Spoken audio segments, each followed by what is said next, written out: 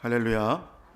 이 시간 예배 자리에 나와서 그리고 방송을 통해 교대 자리를 지키시는 모든 성도님들에게 하나님의 크신 은혜와 평강이 함께 하시기를 주님의 이름으로 축원합니다. 오늘 말씀의 제목은 돌보시는 하나님입니다. 돌보시는 하나님입니다. 본문에는 누가복음 1장이 이제 시작을 합니다. 오늘 누가복음의 저자인 누가는 의사였고요. 수신인에 대해서도 대오별로 각하에게 보내는 것이다, 이렇게 분명히 기록이 되어 있죠. 누가복음 1장에 보면 몇 가지 큰 이슈가 등장을 하는데 바로 세례 요한의 탄생과 또 예수님의 탄생에 대한 비하인드 스토리를 담고 있습니다. 우리는 오늘 이 본문을 함께 살피고 이 하나님의 구원 역사 과정 가운데 하나님께서 우리에게 주시는 이 은혜를 함께 나누고 함께 기도의 제목을 또 은혜를 함께 나누기를 소원합니다. 첫 번째로 구원 역사 과정 가운데 우리에게 주시는 은혜는, 첫 번째는 세심하게 돌보시는 은혜입니다. 세심하게 돌보시는 은혜입니다. 오늘 우리가 이 본문을 읽고 있을 초대교회 성도들의 심정으로 한번 돌아가 본다면 사실 이들에게는 그 삶에 곤비와 어려움이 있었습니다. 초대교회 성도로서 또 그리스도인으로 예수님을 믿는다는 것은 수많은 박해와 손해를 감수해야 되는 일이기 때문에 이들에게는 사실 굉장히 칠흑 같은 어둠의 시간을 들어가고 있었을 것입니다. 그렇지만 이 책을 읽고 있는 초대교회 성도들 이전에 예수님이 오시기 전 신구약 중간사를 거친 사람들도 있었습니다. 신구약 중간사는 구약의 말라기를 끝으로 이제 선지자들의 외침과 더 이상의 어떠한 하나님의 음성이 들리지 않게 400년을 시간이 흘러갑니다. 그 신구약 중에서 400년 기간 가운데 구약에는 바벨론과 페르시아가 패권을 잡는 것까지 등장을 하고 마친다면, 이제 구약에 마친 이후로 신약 시대 이전까지는 400년 사이가 이제 공백이 생기는데, 그때는 헬라의 알렉산더가 세계를 제패하고 전 세계를 주도하는 인물이 됩니다.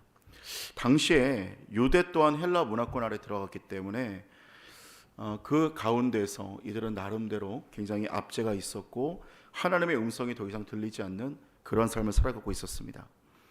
이를테면 아브라함이 86세에 이스마엘을 낳고서 나서 99세 때까지 하나님의 음성이 들리지 않는 시간들을 13년 동안 보내면서 성경에 아무 기록이 없었던 것처럼 하나님께서 아브라함에게 아무런 말씀을 하지 않으시는 그 시간이 아브라함에게는 얼마나 힘들고 고난의 시간이었을까 미리 짐작해 볼 수 있게 되는 겁니다.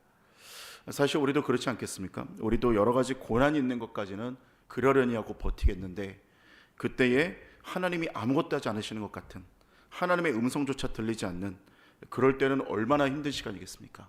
나 혼자 있는 시간이 고난 가운데 가장 힘든 시간이라는 거죠.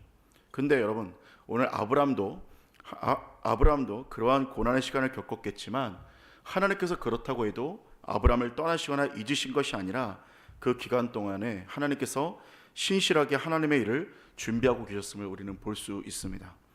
우리도 마찬가지로 이 고난의 시기에 아무런 하나님의 말씀과 하나님의 음성과 미동이 없을 때 하나님이 나를 잊으신 것은 아닐까 한번 의심하고 또 생각을 돌아볼 수 있게 된다는 거죠. 그런데 여러분, 놀라운 사실은 이 신구약 중간사에도 마찬가지로 헬라 문화권 가운데 한 가지 특징이 있었는데, 모든 종교의 경전을 헬라어로 번역하는 일에 앞장을 섰다는 겁니다. 그런 가운데 사실 어떤 것도 번역이 됐겠습니까?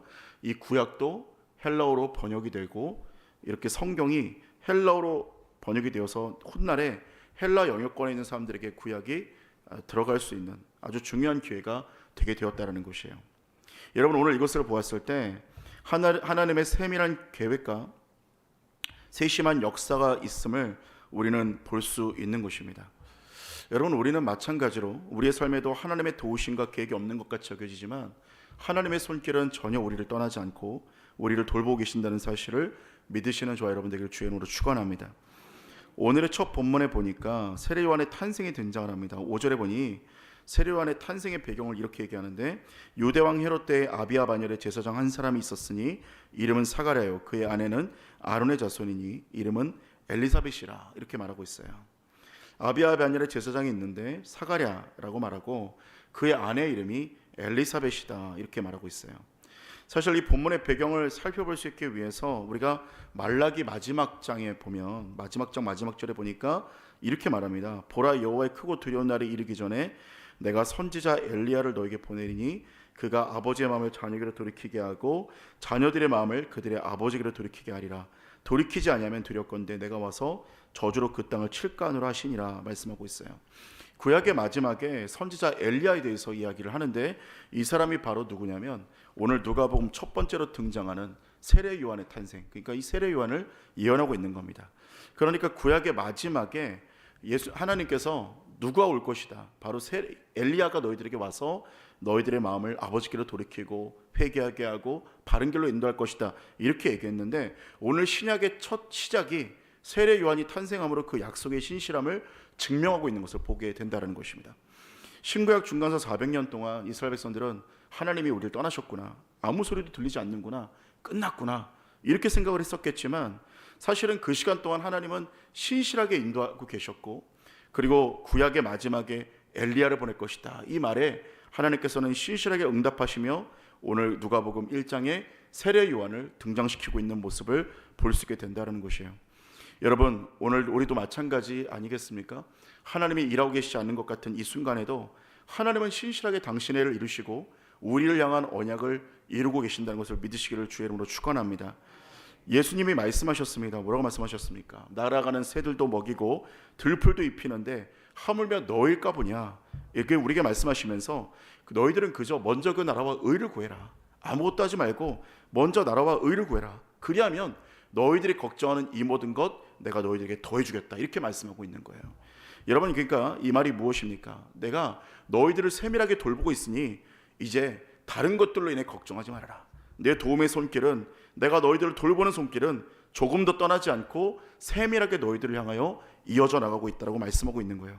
사랑하는 여러분, 오늘 우리를 세밀하게 돌보시는 하나님의 은혜 가운데 하나님 앞에 감사함으로 나가는 저 여러분 되기를 주님의 이름으로 축원합니다. 두 번째로 순종 위에 부으시는 은혜입니다. 순종 위에 부으시는 은혜입니다.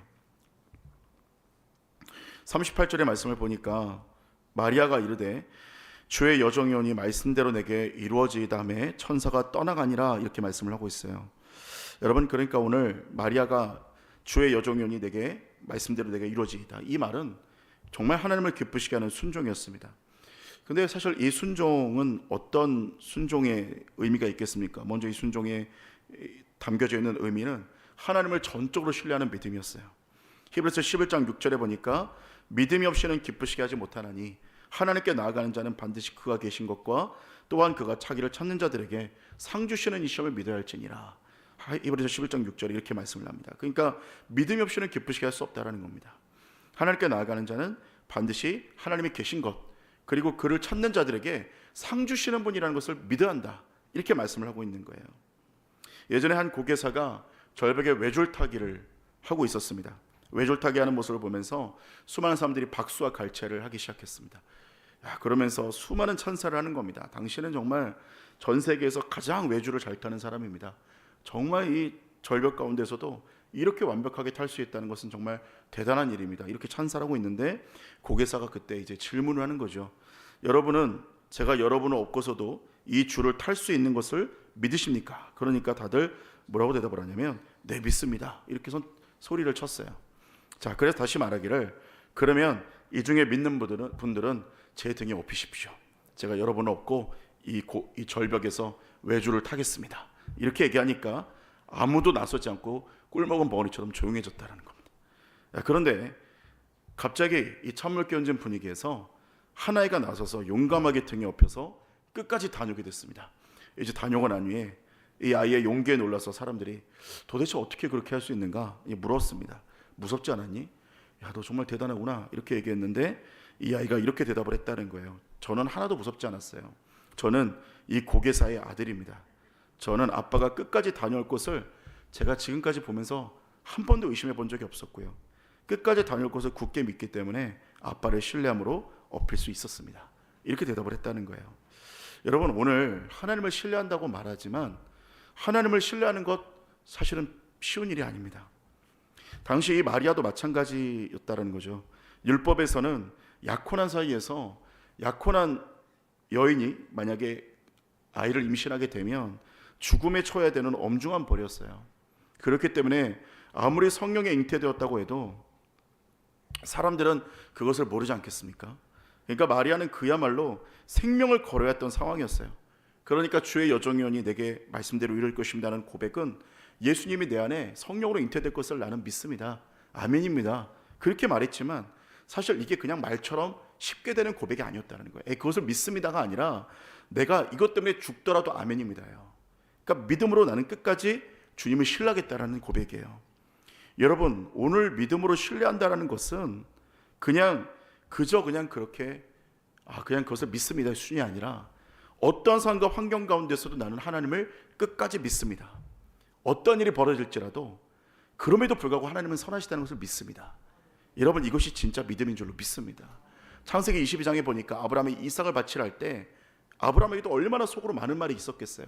하나님이 이삭을 바치라고 했다고? 이거 사탄의 음성 아닌가? 하나님이 인신제사를 원한다고? 이게 말이 되는가?